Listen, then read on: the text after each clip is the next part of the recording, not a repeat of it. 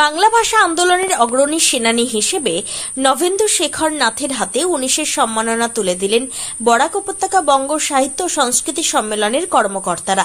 শনিবার সকালে নবেন্দু বাবুর কাটিগড়া সিদ্ধেশ্বরের বাড়িতে উপস্থিত হন বরাক বঙ্গের কেন্দ্রীয় সমিতির সাধারণ সম্পাদক গৌতম প্রসাদ দত্ত, কার্যকরী সদস্য সীমান্ত ভট্টাচার্য, কাছাড় জেলা সমিতির সভাপতি সঞ্জীব দেবলস্কর, সম্পাদক উত্তম কুমার সাহা, সদস্য কল্যাণ চক্রবর্তী প্রমুখ।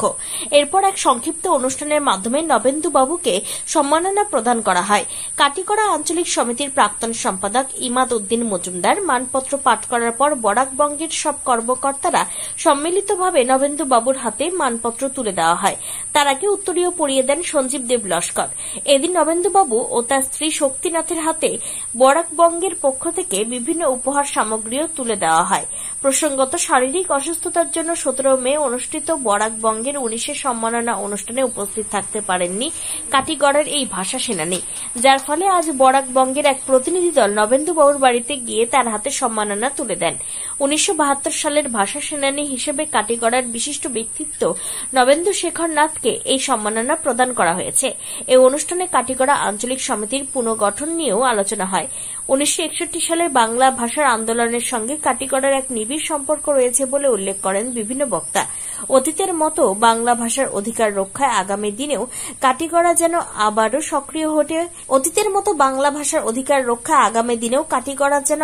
সক্রিয় হয়ে ওঠে সেই আশা ব্যক্ত করেন গৌতম প্রসাদ দত্ত। আমাদের প্রতিবেদনটি ভালো লাগলে চ্যানেলটি সাবস্ক্রাইব করতে ভুলবেন না। এবার শুনুন বরাক বঙ্গের কর্মকর্তাদের বক্তব্য। ঐতিহ্যপূর্ণ অঞ্চল এবং এই অঞ্চলেও 61, 72 এবং পরবর্তী সময়ে যে ভাষা আন্দোলনের ধারা সম্প্রসারিত হয়েছিল, এখান থেকে আন্দোলনের স্ফুলিঙ্গ উঠেছিল। এটা ইতিহাস। সেই ইতিহাসকে ধরে রাখতে বরাক উপত্যকা বঙ্গ সাহিত্য সংস্কৃতি সম্মেলন এবার আমাদের অতি প্রিয়জন নবেন্দু শেখর নাথ মহাশয়কে 19-এর সম্মাননা পর্বে আমরা সম্বর্ধিত করার প্রস্তাব নিয়েছিলাম। শারীরিক অসুস্থতার জন্য তিনি যেতে পারেননি। আজকে তার বাড়িতে এসে আমরা তাকে সম্মানিত করলাম। যে কাঠিগড়ায় থেকে বরাক উপত্যকা বঙ্গ সাহিত্য সংস্কৃতি সম্মেলনের প্রথম গ্রামীণ অধিবেশন পর্ব শুরু হয়েছিল 1985 সালে, যে 19-এর সেই দিনটিকে আমরা যেন আবার ফিরে পেলাম। এবং এই দিনটি তো শুধুমাত্র একটি দিনের জন্য না, আমাদের যাতে প্রতিদিনই 19শে মে হয়ে উঠতে পারে এই কামনা জানিয়ে আমরা বলবো যে আপনারা আপনাদের এই অঞ্চলটাকে আবার বিশেষ করে ভাষার চেতনা, সেই চেতনার যে প্রচার এবং প্রসারে এই অঞ্চলকে সামিল করুন এবং বঙ্গ সাহিত্যের বিভিন্ন কার্যসূচি রূপায়ণে আপনারা এগিয়ে আসুন, এই আমার কামনা।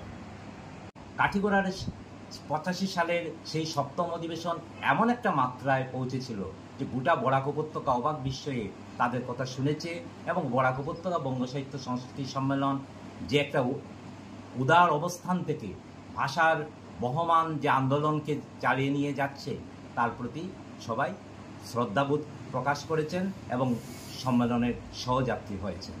আমরা বরাক উপত্যকা বঙ্গ সাহিত্য সংস্কৃতি সম্মেলন আবার মনে করি যে আমাদের ভাষা, আমাদের সংস্কৃতি, আমাদের কৃষ্টি, আমাদের নাগরিকত্ব বিপদাপন্ন।